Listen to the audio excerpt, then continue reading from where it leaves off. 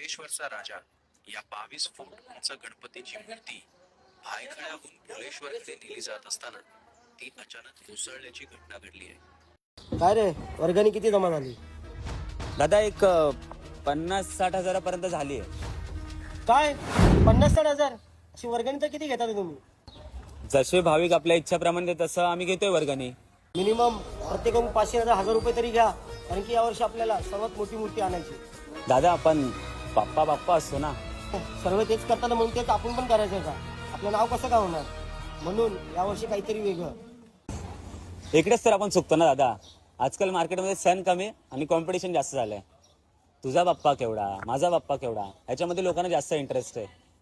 मला वाटतं कॉम्पिटिशनपेक्षा सणाला महत्त्व दिलं ना तर आपले सणही टिकतील आणि लोकांची मनही जिंकता येतील. म्हणून सण श्रद्धेने साजरा करता यायला हवा.